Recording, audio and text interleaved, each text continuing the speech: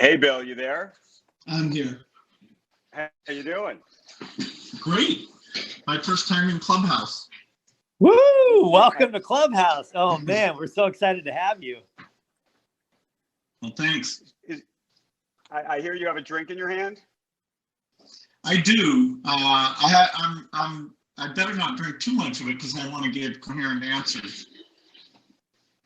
No, it'll make for a more drinking? entertaining conversation. It's totally fine. No, you're right.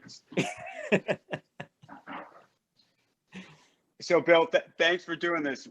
I just wanted to have a casual conversation, talk about everything that's going on, everything you've been thinking about. I know you're in the middle of this crazy book tour. We should talk about that too. But I should tell you, when we put this thing up on Twitter, the one thing everybody said to me was, Bill Gates has an iPhone. I actually use an Android phone, but because I like to keep track of everything, I'm often playing around with iPhones. But the phone I carry around happens to be Android. So Android versus Apple. Is this a religious thing though? Well, some of the Android manufacturers pre-install Microsoft software in a way that makes it easy for me, and they're more flexible about how the software connects up with the operating system. So that's what I've ended up getting used to. A lot of my friends have iPhones, so there's no purity.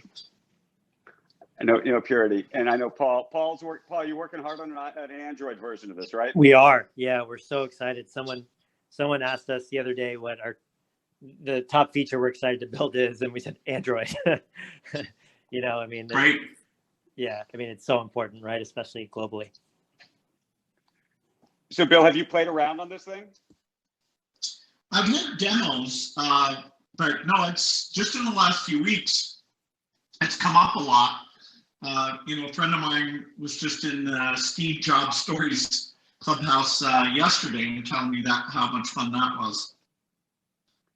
Yeah. Well, go ahead, Paul. Oh, I'm sorry. I was just going to say, yeah, that was an amazing room. It was a lot of the original engineers from, the original Apple and Mac team sharing stories about it. That was a great room. No, I'm sorry I missed it. I could have added a few stories there. I know. I can't even imagine what that would have added to the conversation. No, it was an amazing relationship. Steve was so unique. Well, I want to let you and Andrew speak, Bill, but I just wanted to seriously say how excited and grateful we are to have you be part of this conversation. Like we heard it was going to happen, and the entire team was just so excited about it. I know it's gone beyond that too. And I just want to thank you for everything that you've created, for the new book, for everything that you've added to the world. It's really changed so much of what we do as startup entrepreneurs. So just really, really grateful to be in the room with you today and to have you here. Right. And I'm learning about Clubhouse. So it's two things at one time. Well, any questions? We're here to help. So I'll pop back down to the audience, Andrew, but if I can help with anything, just let me know. Sure. Bill, question though for you about social media. Do you actually personally get to play around on social media a lot yourself? When people send you links, you end up, scrolling through quite a bit. But I tend to go to, The Economist, the New York Times, pretty directly to my favorite news sources, more than people who just are using a feed to find the stories they read. You don't have a burner Twitter account? Well, I have a Twitter account that I just mess around on, and then I have my official Twitter account. That's true on most of the services, that there's the official me, and then there's the messing around me. Are you ever a TikTok guy? Did you see? The reason I'm asking this, I'm curious if you see, obviously right now everybody is fascinated about Clubhouse and the future of Clubhouse and what it's going to do, and Twitter's trying to do one, and Facebook's trying to do one. But I was curious if you feel like you've seen over the years, that you caught on early to that Facebook was going to be a big thing, or that TikTok was going to be a big thing. No, I'll give my daughter more credit on TikTok. I didn't realize that there was such an unmet demand for watching people dance. But then, there was the whole divestment thing that Microsoft was at least looking at that. So I got very up to speed as part of that. I even did a few goofy videos. I got to go watch those. One thing that I have to mention is in the very first version of Clubhouse, my co-founder Rohan and I, Rohan's sitting in the front row here, the whole app was a single room, and everyone followed everyone, and everyone was a speaker. And we had a little alert set up every time a new person would join, because we always wanted to make sure that the conversation got started. So I would be on the phone with Rohan. We'd be like, working, and I'd hear like a little alert sound, and I'd hang up. I'd be like, gotta go. And I'd hang up and I'd jump into the room and say, hey, how's it going? I'm Paul. How'd you hear about Clubhouse? And I always compare myself to Clippy. Just being there waiting for people, seeing if I can help. So Bill, you've been in the middle of this crazy book tour. We've seen you all over 60 Minutes, everywhere. Before we even get into the book and what's going on with climate and I want to talk pandemic and so many other things, do you actually enjoy these book tours, and especially this one in particular, because it's all virtual? I'm just curious how it's going. Yeah, it's a lot of fun. I don't have to fly. I do at most 2 a day. Some are fairly specialized, like Columbia or Stanford, or groups of experts who work like a Sarah conference type thing. But the nine are just sort of city-based. We get different questions, and I pick people I enjoy talking to. Trevor Noah did one, Rashida Jones. I just did one with Christian Welker, which was great. So they managed to bring their own touch to it. I'm sure a couple weeks from now I'll be ready to move on. Hey, do you read all the reviews of the book? I do, and so far I'm very happy. In fact, we just hit today the #1 on the New York Times bestseller list. Congratulations. It's a big congratulations. Generally, by the way, do you feel like you have thick skin, though? I've always actually been curious about this. We've never talked about this because you're written about constantly. I mean, virtually every day in one context or another. Well, climate, you better have thick skin, because the amount of oversimplification and misunderstanding is pretty broad in the field. It's a field that's so important, but I'd call it at an early stage. And you almost have to be polymathic to understand it, because there's science, there's economics, there's these models, there's weather. And, I try, not to get frustrated if people are, like saying it can be solved in 10 years or saying that it doesn't matter at all. I have to steel myself up for that, so that I'm giving a persuasive answer as opposed to an emotional response. Okay, so I want to go deep on some climate stuff, if we could. And I've read the book now, I think twice, and we've talked a little bit about it ourselves.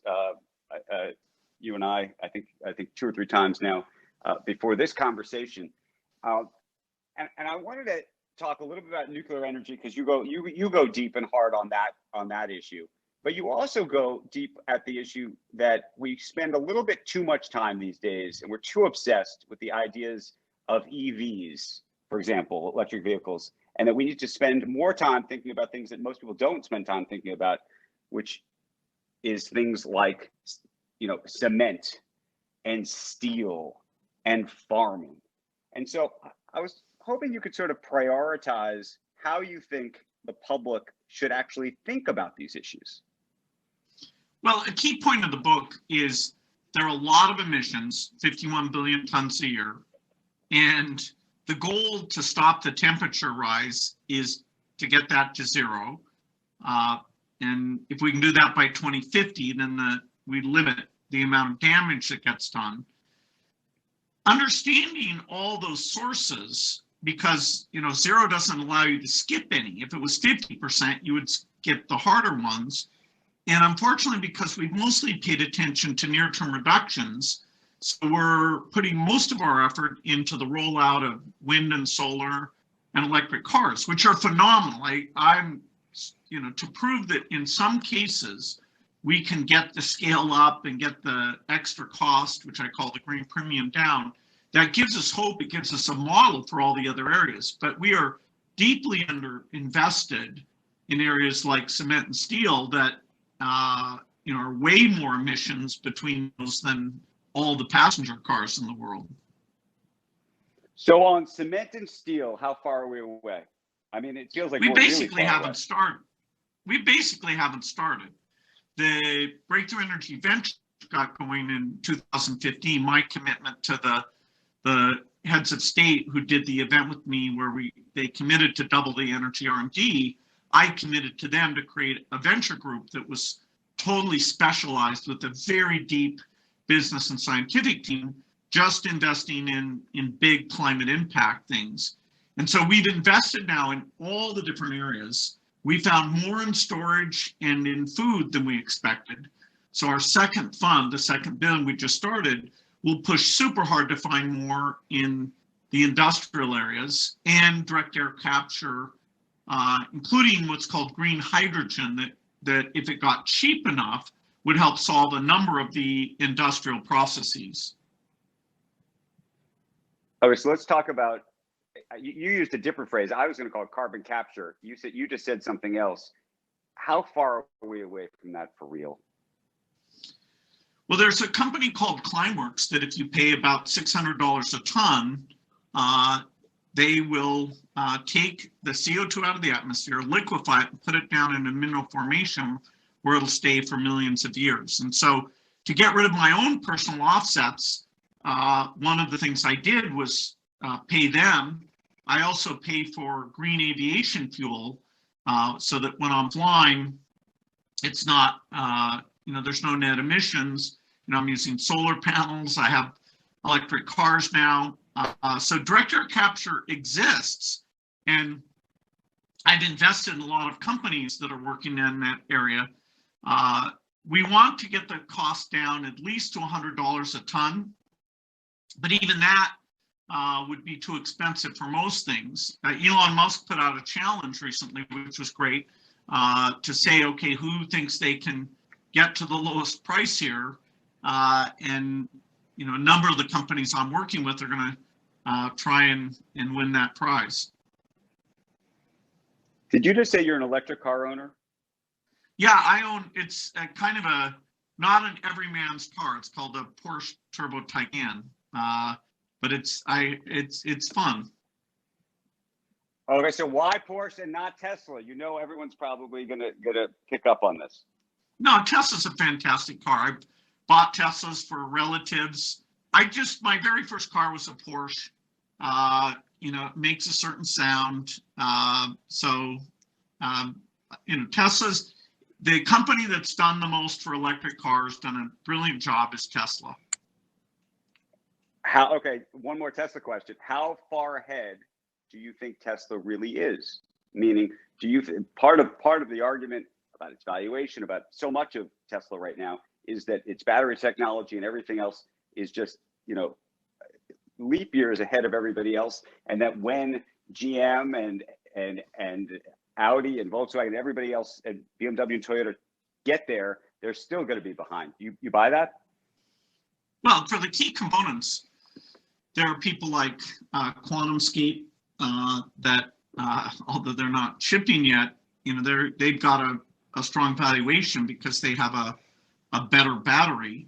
Panasonic, continues to improve, continues to supply lots of people. So I don't think there'll be only one electric car company. I was very impressed that GM said that by 2035, they're going to stop making gasoline cars. So the amount of creativity by all the car companies going into this, partly because Tesla has shown that the market is there, it is phenomenal. That category, what I call the green premium, will go to zero because the upfront costs will go down. There'll be more charging stations. There'll be quick charging.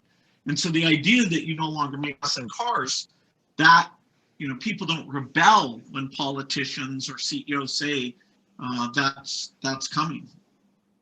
So you're personally offsetting your own carbon use. You're spending something on the order of, I think, $7 million a year to do that?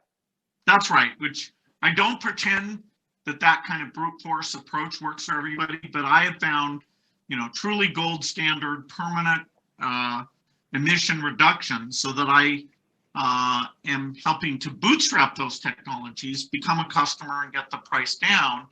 And even going through that process to zero out my emissions showed me how immature some areas like green aviation fuel are. I'm now by far their biggest individual customer, and I've gotten them to go to more airports than they were in before.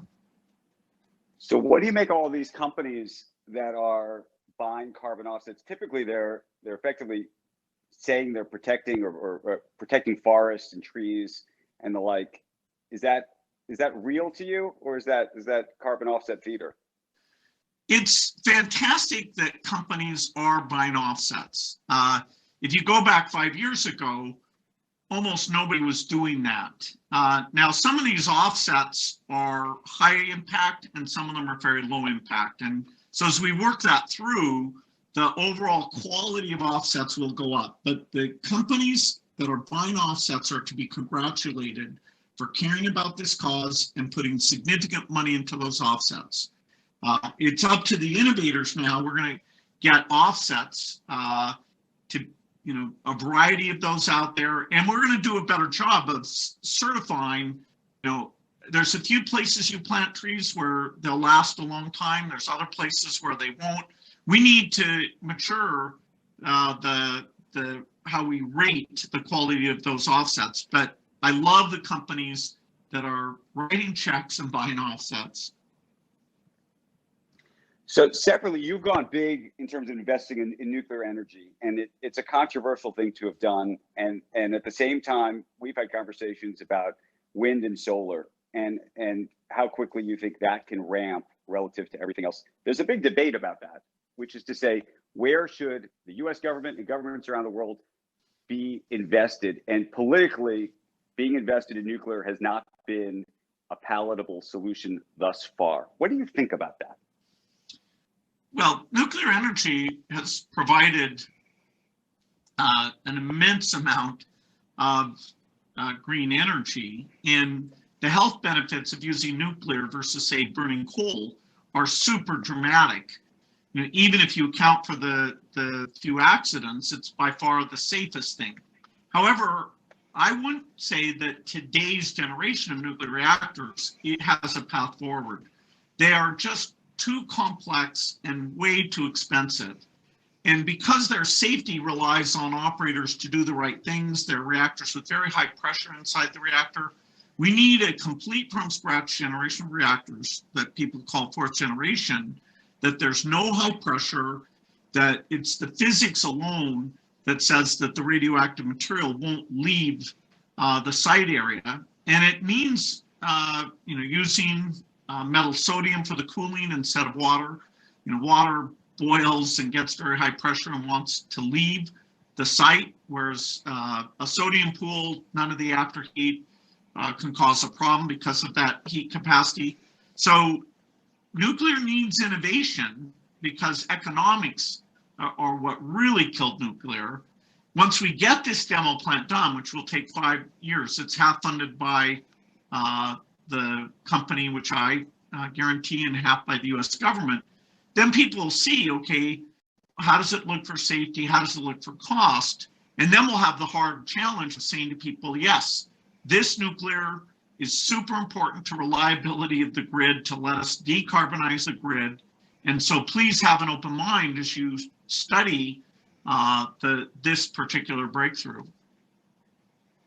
So, but how fast do you think that can happen realistically relative to, and this is the other issue, wind and solar?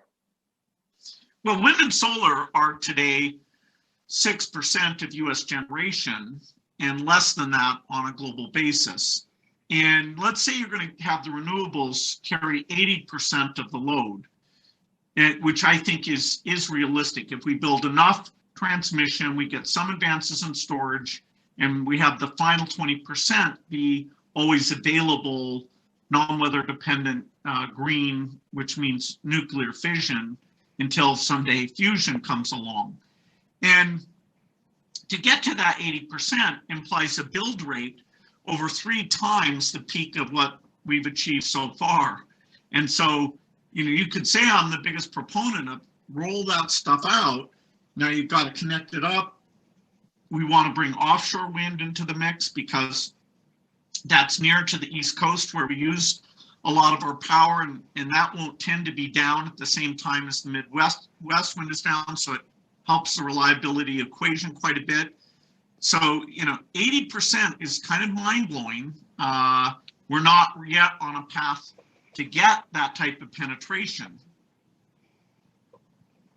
So, okay, different question. Green New Deal. You believe it? You buy into it or no? Well, I like green, I like new, I like deal, but if someone thinks we can solve the climate emissions in the United States in 10 years, I need to see that plan. It's just not realistic. And remember, this is not just about brute force getting rid of US emissions. That's less than 15%. This is about using the innovation power of the United States to reduce the green premiums for all areas of emissions.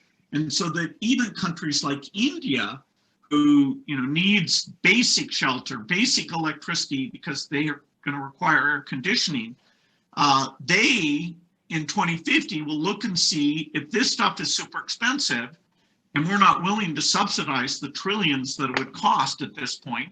They're going to keep doing it the way and say that, hey, it's up to the rich world to deal with this problem, although they're very much on the front lines. And so the overall extra cost, which is the total green premium, which is over 5 trillion right now, we need to bring that down by about 95%. And the US has over half of the innovation power that will allow us to do that. Europe needs to be part of it. China needs to be part of it. India needs to be part of it. But it's kind of a global problem. And it's way, way, way too expensive to be green, particularly in manufacturing categories. So, Bill, I just discovered while we've been having this conversation that we happen to be competing against another room called, and only on Clubhouse would this be the case, climate and Bitcoin, the favorite topics here on Clubhouse. Bitcoin seems to always get into every conversation. What do you make of the whole, let's take the Bitcoin price out of it for a second. What do you make of the climate argument around Bitcoin? Well, Bitcoin uses more electricity per transaction than any other method known to mankind. And so, it's not a great climate thing. Now, if it's green electricity and it's not crowding out other uses, eventually, maybe that's okay. So I don't see the topics as deeply related, even though you might label me a Bitcoin skeptic. That is, I haven't chosen to invest money. I buy malaria vaccines. I buy measles vaccines. I invest in companies that make products. It's not a, hey, somebody's going to buy this for more money than I pay for it. But, if other people find their fortune that way, I applaud them. But you don't think, and there are people who believe this. I'm sticking with the climate thing on Bitcoin for a second. There are people who believe, and these are Bitcoin bears, that given the energy requirements to create and maintain the Bitcoin network, that actually ultimately, given all of the societal efforts for climate, that actually regulators or rules would be imposed or make it more expensive to actually hold Bitcoin. No, I should look at the most bullish projection on what percentage of the electricity demand it would be. There are other ways of doing digital currency that our foundation is involved with, which are done in local currency. The transactions are not secret. They're reversible. You can't use it for ransom or things like that. And yet the transaction fees are so low that it's empowering the poorest. So, we worked with India to do their digital currency. We're working with all the countries in Africa. So I'm a huge fan, the biggest investor philanthropically in digital currency so that financial services are available to everyone on the planet. And you've invested a ton, but by the way, what we haven't talked about is batteries. You've invested a ton in batteries and frankly lost a ton in batteries. Why? Well, if you fund enough battery companies, you can take a large fortune and make a small fortune. So, look, it's a hard area. And when we say batteries, remember there's two markets for batteries that their requirements are utterly different. One is a battery for an electric car, where the weight and the size and the not having a problem when you have a crash are key parameters. Then there's grid batteries. Grid batteries are over 20 times harder, and that's companies like Form Energy, which is investment of Breakthrough Energy. Very exciting because they started over with very cheap elements, and they said, okay, we can give up some efficiency if we're super, super, super cheap. And of course, you don't have to use a battery to store energy. You could use a heat store, like a company called Malta that Breakthrough Energy helped spin out of Google. There's unusual ways of storing energy, like QuidNet wants to pressurize water underground and have that pressure come back, almost like, pumping water uphill, but here you can do it almost anywhere. So if you take storage broadly, yes, I'm by far the biggest investor in all these different storage approaches, because that's got to be an element of having this gigantic green grid. For example, when Tokyo gets a typhoon, wind and solar would be off for 7 days, and yet, that's a challenge. You don't want people to freeze there like they have been in Texas. Talking about, well, I wasn't going to just talk about Texas, but let's talk actually about food and farming. I was just reading, you happen to be the largest farm owner in the country now? Yeah, don't think I personally went around. It's not a Green Acres type story. My investment team buys a broad set of assets, and a number of small farms, big farms have gotten into that portfolio. But that's my delegation to them, and so it's a significant asset. Okay, but now Bill Gates is a farmer. So how do you think about that? What do you do with all the cows?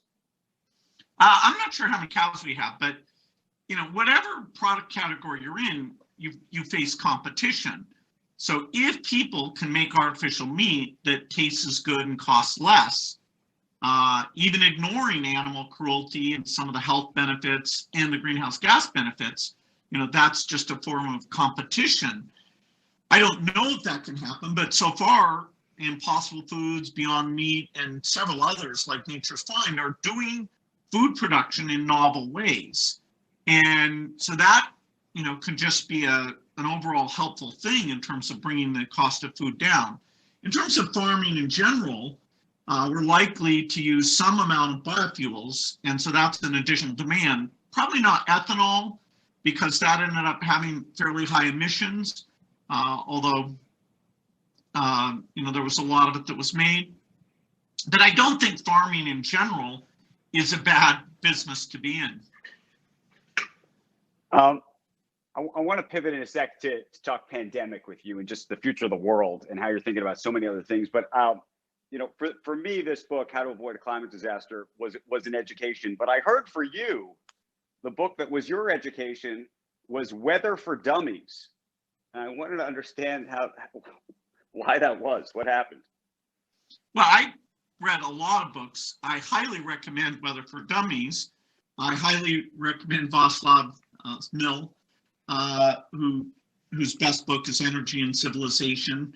The Dummies books, it's an ironic thing. They do a very good job reminding us why clouds gather, what the types of clouds are, why it rains around mountains. And that, as I was coming to look at all these dynamics, before I ask dumb questions of the experts, I want to have grounding. So, it's very well written. Okay, so let's pivot if we could for a little bit for talk about the pandemic, because you were early on this. You were very early on this, warning us all about it, and you've been involved in it in a very intense way. And I think hopefully there are people on this call that have gotten the vaccine. A lot of people waiting desperately to get the vaccine. You've gotten the first shot, right? I had my second shot actually a week ago. You had your It's the second. only- Congratulations. Yeah, it's the only time I've ever been thankful to be such an old person, 65 years old. Okay, so you have your second shot. Okay, so now this gets interesting. So I hope you've now started to look at a calendar. When, and you always, to me, we're always almost overscheduled in terms of all the things you had to do. When are you going to start moving around again the way you used to? Well, I want to set a good example. If you're vaccinated, you can still transmit. It's not as likely, but unlike severe disease that is becomes extremely rare, you still have a possibility of transmission. So, I'm not going to stop wearing masks or, be careful, particularly around older people who haven't been vaccinated.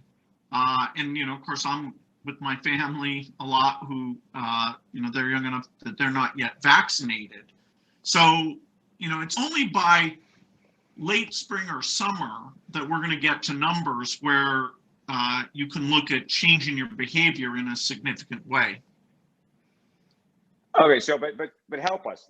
If you were looking at a calendar now and you had to talk to your assistant and say, okay, we on this date is when we're going to start thinking about whether we make a trip here, whether we go here, whether we start having meetings. What day or month does that look like for Bill Gates? Well, an important issue is getting the vaccine not just to the rich countries, but to all countries, and that's a huge role that the investments and efforts of the Gates Foundation have involved with. We've, started up factories in India that are very high volume, and so global travel will still, you'll have to be careful till sometime in 2022 because of this inequity that the vaccines aren't getting out there. In the US, the supply situation is getting good. The logistics are okay. We still don't know if the demand, that is the trust that people want to take the vaccine, including in people of color who have some skepticism about the health system. We need to get very high levels of vaccination before the transmission levels will drop to near zero. But I'm hopeful we'll get there. And I'd say domestically in the US, people will be able to do more, still wearing masks in the right situations and still not, big full stadiums. But by summer, things will feel very different. And schools in the fall, I would expect that basically all schools will be open.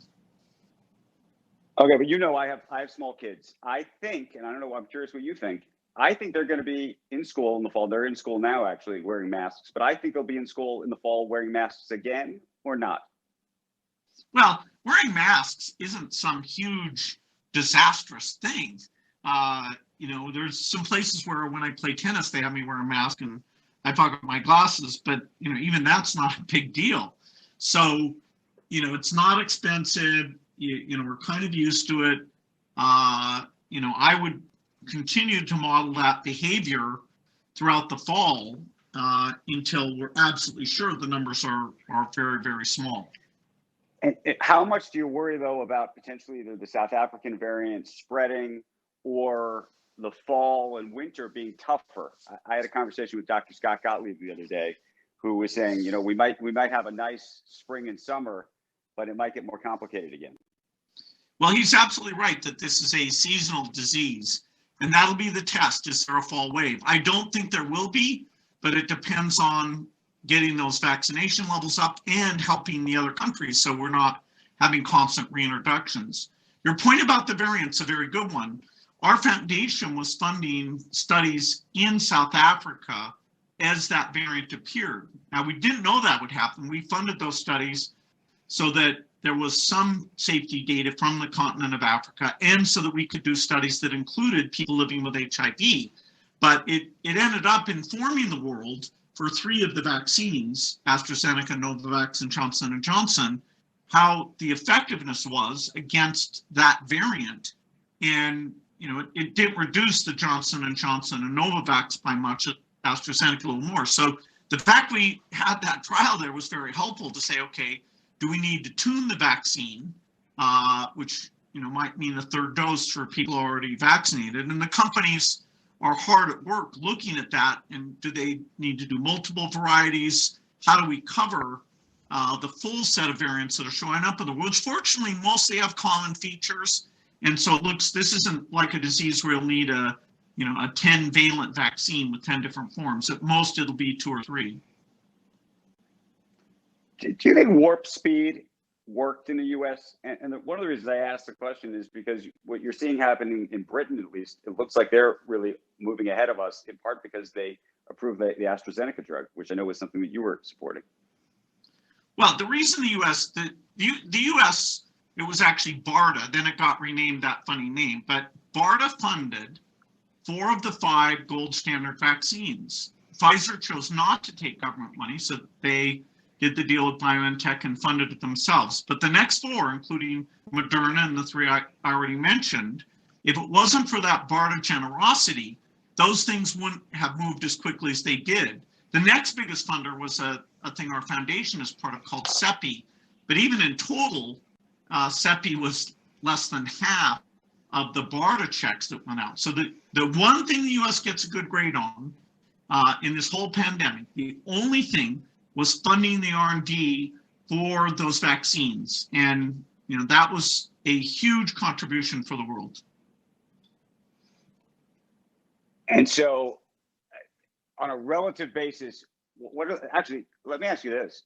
Countries is there any country out there that would surprise us about how well they're doing with this, in your mind? Well, Australia, Vietnam, New Zealand, every country is doing something right. But those 3 caught the disease early instead of having the idiocy of doing the travel ban and then not testing the people who came in. So I guess the big next question, beyond trying to figure out what next winter is going to be like, is what do we need to do to avoid the next disaster? And what do you think that could even be or look like? How often do you think this is going to happen to us? I think if you put aside intentionally caused epidemics, bioterrorism, the risk per year is like 2 or 3%. And so even at that level, though, doing the right things, spending tens of billions to avoid the trillions of dollars in damage and all sorts of damage that doesn't even get into that economic figure of mental challenges and education loss, that insurance policy is a very good deal. Now, the thing the Gates Foundation will do is make sure that those tens of billions are actually not just beneficial to the next pandemic, but you create a standby force that's working on things like malaria and measles, normally keeping their skills sharp. And if there's any hint of a pandemic, which we'll build a 100 times better surveillance system, including high-scale diagnostics, those, say, 3,000 disease fighters will, drop the current infectious disease work they're doing and just totally be the brilliant people to make sure the quick epidemic response happens on a global basis. So I'm actually pretty excited that those investments in the R&D side, things like getting mRNA to be cheap, which it's not yet, getting factories all over the world, getting a new way of doing the diagnostics that's PCR, so very, very accurate, but also very cheap. The innovation during the crisis was strong, and that's a foundation that will advance not only global health and infectious disease, but that BioNTech vaccine platform. Actually, the main reason they made it was to go against cancer. Our foundation invested in that company to make sure they'd have money to do infectious disease also. But this is pretty profound advance, 10 years of progress in less than 2 years. Okay, putting the science and innovation part aside for a second, I have a behavioral science question for you, which is, do you think that the world, or let's just take the United States, learned a lesson in this so that we're actually going to be better off next time? I'm not talking about the science of whether we can get a vaccine. I'm talking about whether you think when something like this happens, people are going to take seriously the the real risk. They're going to actually listen to experts, or do you think that the whole idea of expertise and science has been upended during this period? Well, I think the quality of leadership you have during a crisis matters. If a leader is willing to share the bad news, if the leader, is really getting the data out, encouraging more testing to be done, not having a testing system where you don't get your results within 24 hours. I mean, the number of mistakes were pretty unbelievable. We were lucky this thing wasn't more fatal than it ended up being, but it's still, 500,000 Americans. That's an unbelievable toll, and of course, the global toll is much higher than that. I do think that for at least a generation, people will have this threat model in mind, and that the government will take the right steps, even though, maybe 10 or 20% of the people will never believe it.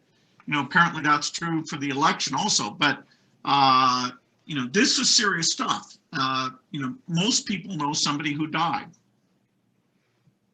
Is there a leader that you think actually did a good job in this? And I'll throw a leader out. I'm in New York right now, and it's also, that's also gotten upended, which is a lot of people looked at Governor Andrew Cuomo in New York and thought that actually, putting aside what happened in the first month and a half, that he actually had done a very good job of being what people thought was transparent. And now there's questions about, frankly, whether he was being that transparent at all.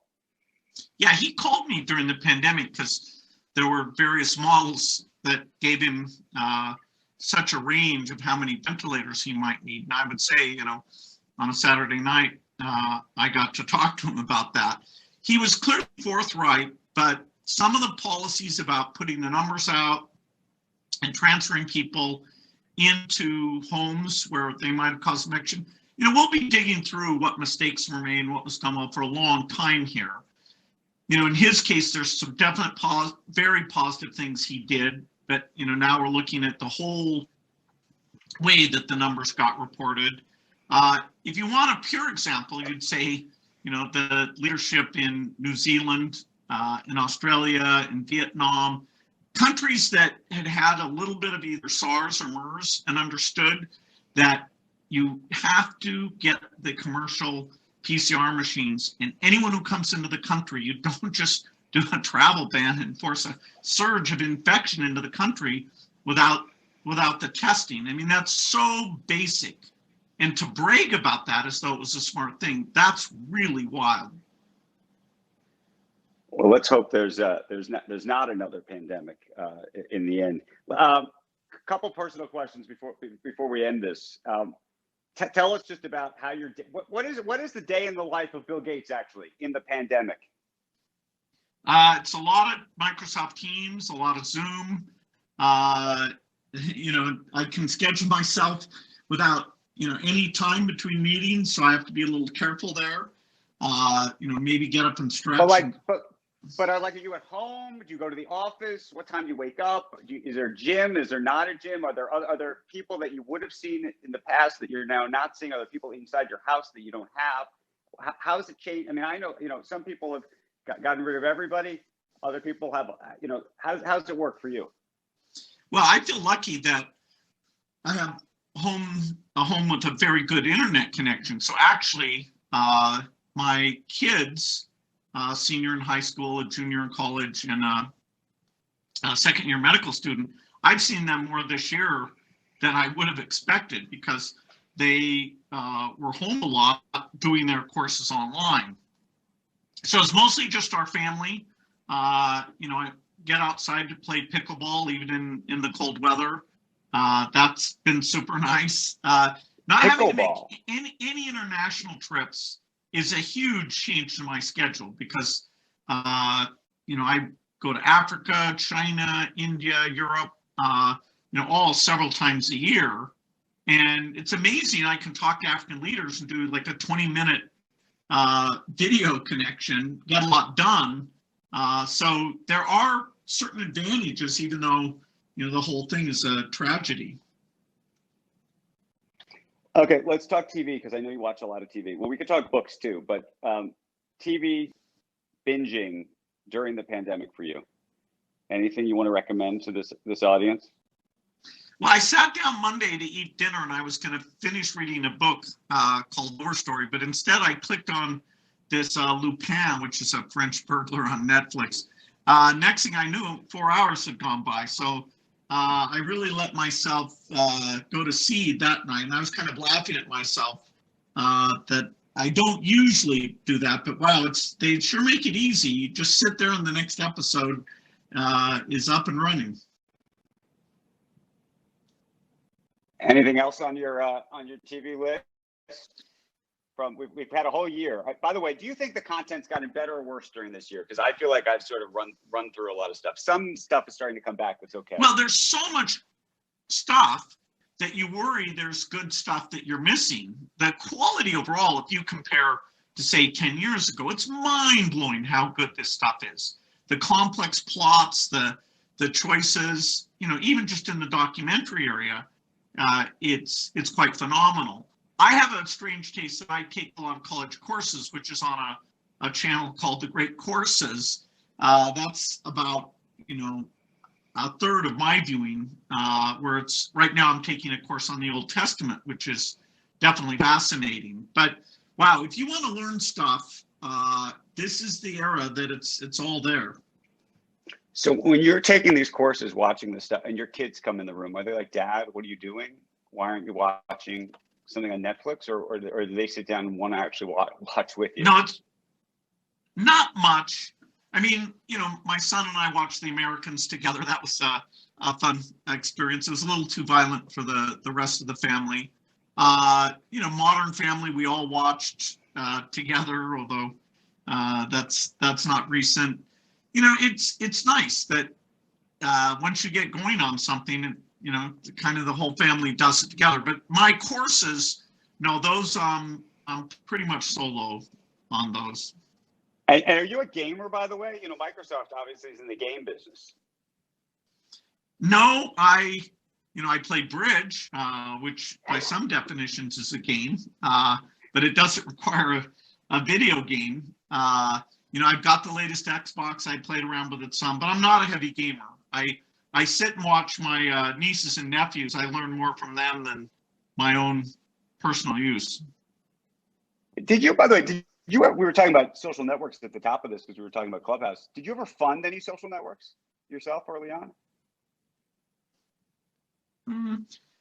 Well, Microsoft and MSN had, the same kind of chat forums that other people did. And of course, Microsoft owned shares in Facebook because we were doing some things where we were looking at search and Facebook working together. But no, that, LinkedIn, of course, now is part of Microsoft, and that's doing extremely well. Okay, serious question, and I'm getting it on Twitter. Do you use Google or do you use Bing? I use Bing. You do? Of course. I look at Google to compare to see how we're doing competitively, and I'm always happy with them. But no, I'm a loyal Bing user. You're a loyal Bing user. Okay, this is interesting because I have to admit, don't hate me for saying this, I don't know a lot of people using Bing. Well, you travel with a very snobby crowd. It may very well be. Absolutely. You've got to come down here and get with the masses and use Bing. So, tell before you go, tell us what are you doing these days with Microsoft itself, by the way? Satya makes it a lot of fun for me to do product reviews. So often stuff that's we're planning the next year or 2 years of things, the really high reach stuff. I do a lot with the agent. I'm a big believer that agents are going to be 100 times better than they are today, and that I want Microsoft to lead in that. I do a lot with Office, with AI, with Azure. I love the product reviews. So Satya's got me now where I'm doing the part of the job that I enjoyed the most, and there's enough good work that I can provide a lot of encouragement, some hints about how to do things differently. So I spend, it'd be 2 or 3 days a month, although the pandemic's reduced that somewhat. I'll catch up, I hope, this summer. If you take Microsoft out of it, who right now do you think is doing the most interesting work in terms of agents, AI, and really, futuristic stuff?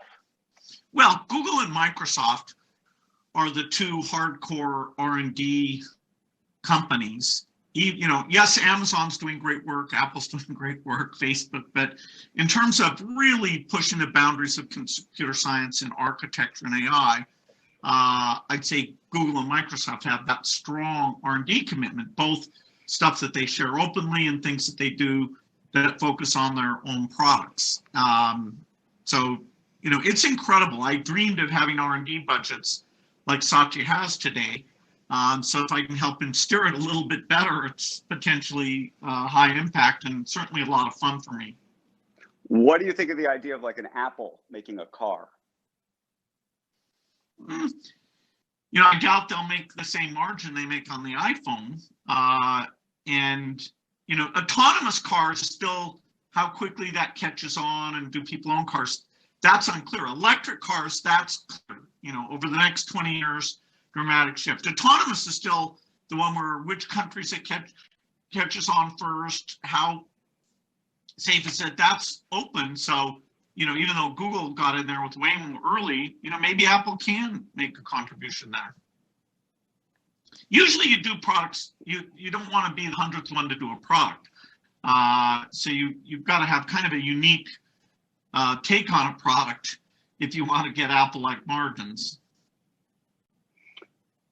Is there a piece of tech in your life right now that you use that's new or cool or different? I was asked this question the other day, and my answer was I'm wearing an Oura ring. I don't know if you know what that is. It's this. Oh yeah, I wear my Oura ring every night. I check my REM sleep. I sometimes fall short. I try and think, hey, did I snack too late? No, I'm addicted to Aura's feedback. Hold on. How are your numbers? I'm on a 7. Not too good. It often says to me, it says to me in the morning, it will be okay. And I always know that's a bad sign. That is a bad sign. Mine says go easy. That's what I got today. Go easy. So I don't know. I want to thank you for this conversation, Bill, and to tell you to go easy. We appreciate you joining us. This was a ball. I hope we have an opportunity to do this again. Frankly, I hope we have the opportunity to do this in person sometime soon when the world does go back to normal. But thank you, and thanks everybody for joining. This was a lot of fun, and if you do have a chance, and I will push it for you, Bill, because I enjoyed the book. I know you've become a book influencer. Somebody actually just sent me a text saying they're buying Weather for Dummies, but Bill's book is called How to Avoid a Climate Disaster. So thanks again. Thanks. That was great. See you guys. And Paul, thank you for making this all happen and hooking it up.